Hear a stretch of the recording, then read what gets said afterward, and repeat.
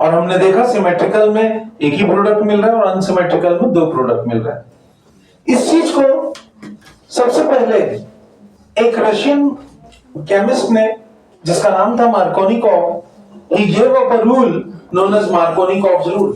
उन्होंने बहुत सारे एडिशन रिएक्शंस को स्टडी किया, and after studying the channel of addition reactions, he gave up a rule in 1869, an empirical type of rule in the year 1869, and this rule is known as Markovnikov's rule।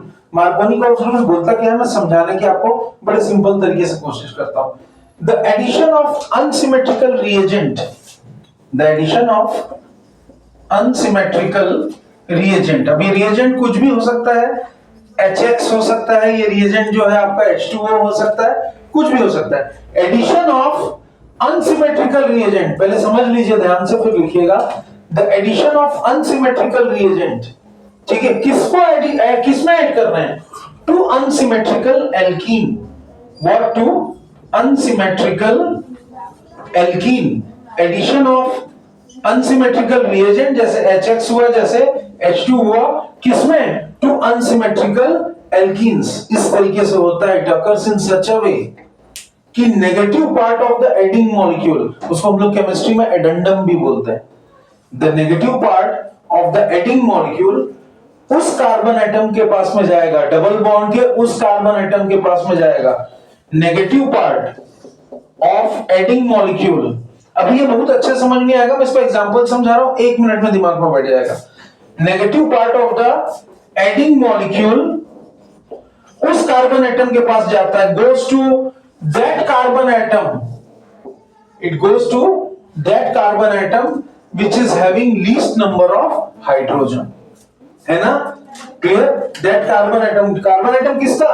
Carbon atom of the double bond, carbon atom of the double bond goes to carbon atom of the double bond which carries lesser number of hydrogen atom, which carries lesser number of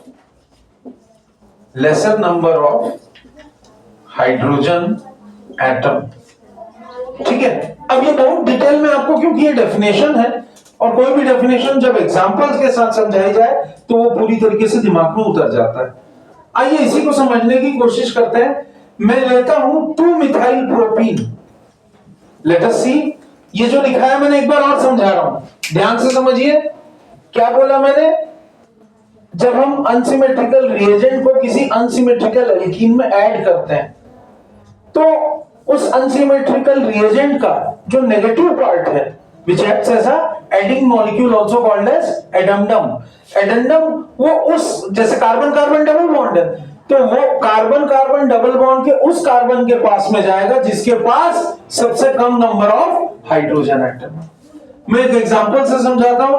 मैं लेता हूं 2 methyl propene, ये देखिए CH3 C double bond CH2 and then again CH3, what I have taken 2 methyl propene, और इसमें मैं add कर रहा हूं, देखिए HCl।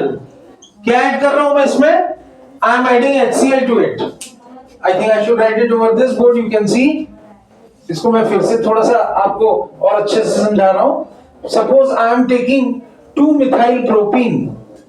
If I am taking 2 methyl propene, मान लीजिए मैंने ले लिया 2 methyl propene, CH3 then C double bond CH2 and then CH3, और इसमें मैंने ऐड किया HCl। क्या ऐड किया मैंने? HCl positive and Cl negative. तो according to Markovnikov's addition rule, Markovnikov's का एडिशन रूल क्या बोलता है या एडेंडम क्या बोलता है? ये जो नेगेटिव पार्ट है HCl में, नेगेटिव कौन सा है? Cl। ये उस कार्बन एटम के साथ में जाकर के डबल बॉन्ड के चला जाएगा जिसके पास सबसे कम नंबर ऑफ हाइड्रोजन है या हाइड्रोजन है ही नहीं। तो ये कहां ऐड हो गया? इसमें ऐड हो गया। और प्रोडक्ट आपका क्या बना? प्रोडक्ट आपका बना CH3C CH3 CH3 और ये आ गया आपका Cl। फिर से बता रहा हूं, ये नेगेटिव पार्ट उस कार्बन एटम में जाकर के जुड़ गया जिसके पास में सबसे कम नंबर ऑफ हाइड्रोजन एटम है या जिसके पास हाइड्रोजन है ही नहीं। किसके? Of the double bond. This is commonly called as Markovnikov's addendum rule. और अब यहां पे ये क्या बन गया? 2 क्लोरो 2 मिथाइल प्रोपेन। इसी को बोलते हैं, this is commonly called as Markovnikov's addendum rule. याद रखेंगे।